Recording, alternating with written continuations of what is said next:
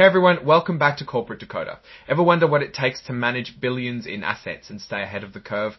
Well, hold on to your hats, because today we're diving into Oaktree Diversified Income Fund's latest prospectus, and let's just say it's a masterclass in playing the long game in the financial world. Now, if you appreciate getting straight insights from these dense corporate documents, make sure you're subscribed. We also have a Discord community linked in the description below, where we break down these filings even further and discuss investment strategies.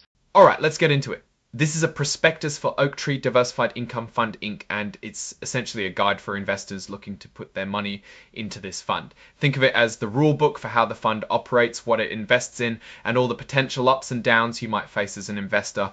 So what exactly is this Oaktree Diversified Income Fund? In simple terms, it's a company that pools money from various investors to buy a bunch of different investments. It's what they call a diversified closed-end management investment company, which means it's not open to new investors all the time. It has a set structure and it's run as an interval fund. That's a bit of a special type of fund that tries to balance giving investors a way to sell their shares with the fact that the investments the fund makes might not be easy to sell quickly. The main goal here is pretty straightforward: to generate income and to grow the value of the investments over time. They want your money to work for them, giving you a steady stream of income and also increasing the overall value of your investment. How do they plan to do this? They're looking for high conviction opportunities, which basically means they're very confident about these specific investments. They're investing all over the world, even in emerging markets, and focusing on credit-related investments. Think high-yield bonds, which are often called junk bonds, because they're riskier but can offer higher returns. They're also into senior loans, which are loans made to companies and structured credit like collateralized loan obligations, or CLOs. It's a pretty complex mix, aiming to profit from different parts of the credit market. Now, about that interval fund structure, since you can't just sell shares anytime like you might with a regular mutual fund, they offer to buy back a portion of your shares every 3 months. This is their way of giving you some liquidity, meaning a chance to get your money out, but it's not guaranteed and it's limited. You can't sell all your shares whenever you want. Who's steering the ship? Oaktree Fund Advisors, LLC, or the advisor, is in charge of making all the investment decisions. They're part of a bigger group called Oaktree Capital Management, which is a pretty big player in the investment world, managing hundreds of billions of dollars. When you have that much money involved, every decision carries a lot of weight. Let's talk about the cost of all this. This is where things can get thorny for investors. For their Class A shares, there's a sales charge or load of up to 250%. This is like a fee you pay upfront when you invest. For Class U shares, there's no upfront sales charge, but be careful, your own broker might charge you fees directly. Now, this is a big one. Interest expense is listed at 1.35%. This often signals that the fund is using borrowed money or leverage to boost its returns. When interest rates go up, this cost can eat into profits quite a bit. They're assuming here a hefty 20-32% leverage, which is substantial. After all the potential waivers and reimbursements, the total operating expenses are still a notable 4.17% for both share classes. That's a significant chunk of your investment going towards management fees, distribution, interest, and other costs year after year. Let's look at an example to really drive this home. On a $1,000 investment, assuming a 5% annual return, for Class A shares, you're looking at around 66,000 costs in the first year. Class U shares are a bit cheaper at around $42 for the first year, but remember those potential broker fees. Over 10 years, those costs really start to add up, especially with that high expense ratio. Now, to get a glimpse of how the fund has actually performed, we look at the financial highlights. It's important to note that the Class A and Class U shares haven't really started operating yet, so the numbers we see are mostly from their Class D shares. Looking back at their Class D shares, the net asset value, or NAV per share, started at 8.88 at the beginning of 2024 and ended at $9.15. That's a decent increase. Their net investment income, which is the income generated from their investments after expenses, was 0.81 per share in 2024. That's up from 0.78 in 2023. But then we see the net realized and change in unrealized gain lost this.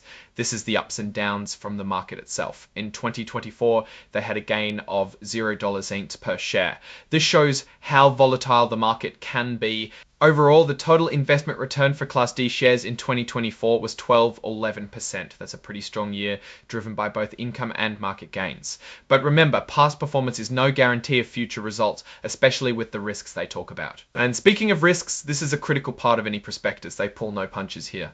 First off, their shares are not traded on a stock exchange. This means it's hard to sell them whenever you want. There's no easy market for them. They really hammer home the point that you might not be able to sell your shares when you want, or even sell all the shares you want to sell. This is a big deal. Here's a potential red flag: their distributions, which are the payments you get from your investment, might be paid for using money from selling more shares or from borrowing money. This is essentially a return of your owned capital or borrowed money, not necessarily profits. This can really reduce the amount of money available for actual investments. They explicitly state they intend to use leverage, which means borrowing money. This is a double-edged sword. It can amplify your gains, but it also magnifies your losses. They can borrow up to about a third of their assets, and if they issue preferred shares, up to half. This is a high-stakes game. The leverage risk section is particularly concerning. It states that leverage can cause the fund to lose money and magnify any losses. If the profits from investments made with borrowed money don't cover the cost of borrowing, your returns will be lower. And guess who pays for all of this? You, the shareholder. Let's talk about the folks in charge. The advisor, Oaktree Fund Advisors, is managing the fund. They're part of Oaktree Capital Management, a big name. The key portfolio managers listed are Bruce Karsh, Wayne Dahl, Armen Panosyan, Danielle Poley, and David Rosenberg. Bruce Karsh is the lead manager. These are the people making the critical decisions with client money. Now, who really has control? It seems Oaktree Fund GP ILP, a Delaware limited partnership, holds a significant chunk of voting authority, around 64%. This means they have a lot of say in how the fund is run. Revisiting their strategy, they're committed to investing at least 80% in credit-related investments. This is a core policy they stick to. They might invest in something called contingent convertible securities, or COCOs. These are risky hybrid debt instruments mostly issued by banks outside the US that can convert into stock or have their principal wiped out if certain trigger events happen. This is a very speculative investment, and as always, we have to touch on taxes. They intend to remain a regulated investment company, or RIFE, which helps them avoid being taxed at the corporate level if they distribute most of their income. But failing to meet these requirements can lead to double taxation. Distributions from the fund can be taxed as ordinary income or capital gains, and for foreign shareholders, there are even more complex withholding rules and AFAT-CA considerations. Looking at the expenses again, that 4.17% is the stated operating expense ratio, but it's crucial to remember this excludes certain costs like the interest expense, which we saw was a significant 1.35%. So the actual cost of holding this investment could be much higher. That $66 example for Class A shares in the first year is based on a 5% assumed return. If the market does worse, those dollar costs could be higher relative to your investment. And over 10 years, those costs are substantial. For Class A shares, it's estimated withdrawal from your potential returns. Let's revisit those financial highlights for Class D shares.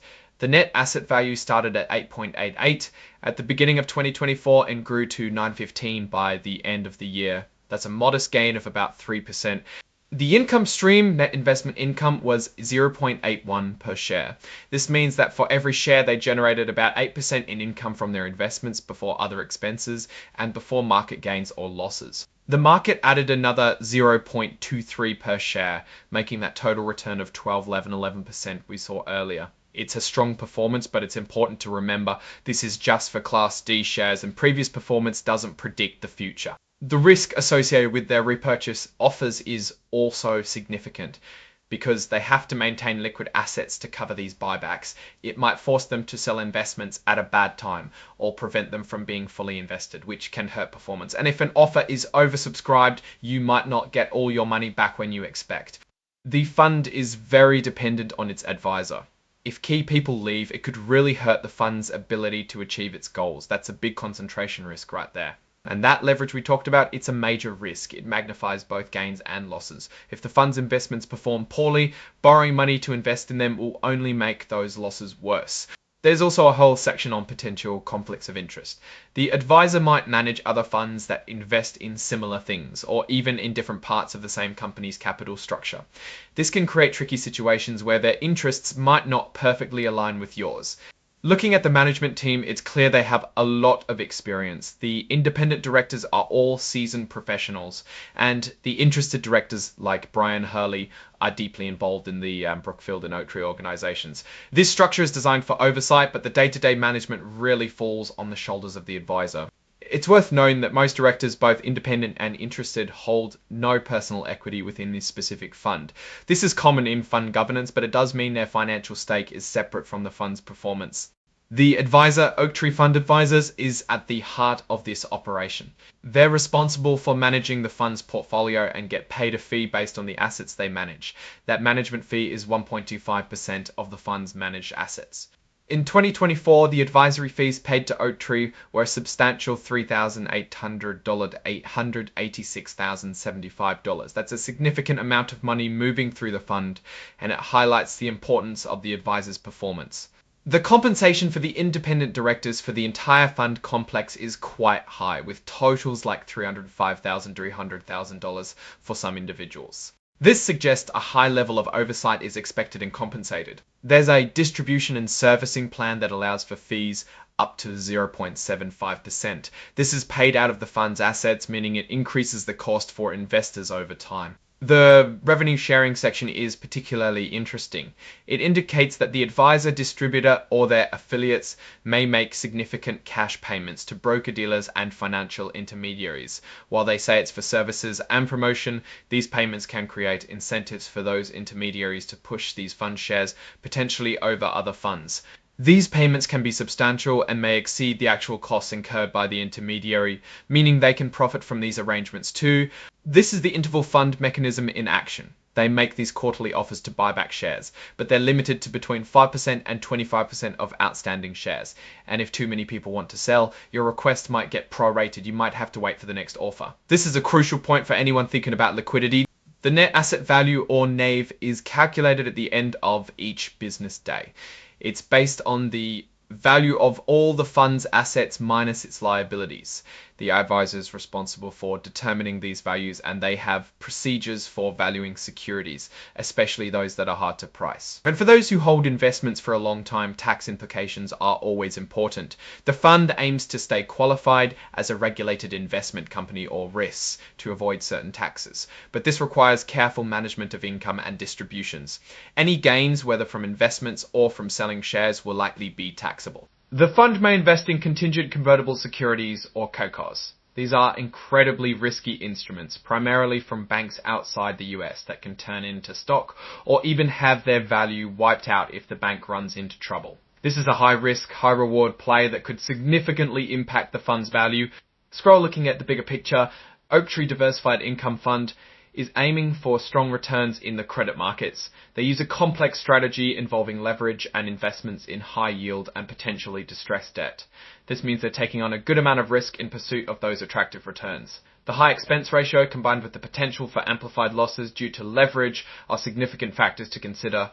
The interval fund structure also means you can't just sell your shares anytime you want, adding another layer of illiquidity. While their management team is experienced and Oaktree is a reputable firm, the inherent risks in their investment strategy and the cost involved mean this fund is likely suited for investors with a very high risk tolerance and a long-term investment horizon who understand the limitations of getting their money out easily. The fact that they might fund distributions through borrowings is a potential concern, as it can erode capital over time rather than purely relying on investment performance. It's a strategy that could pay off handsomely in good times but could be very painful if the market turns south or interest rate. So what's my take? Oaktree is playing a strategic game, aiming for higher returns through credit investments and leverage. The potential rewards are there, but the risks are equally significant. The lack of liquidity and the ongoing expenses are critical considerations for any potential investor. It's definitely not an investment for the faint of heart. Alright, that's our deep dive into the Oaktree Diversified Income Fund's prospectus. What are your thoughts on their strategy and the risks involved? Do you think this is a smart play or too risky? Let me know your opinions in the comments below. If you found this breakdown valuable, please give this video a thumbs up and subscribe for more in-depth financial analysis. And don't forget to join our Discord community linked in the description for more discussions and insights. Thanks for watching, and we'll see you in the next one.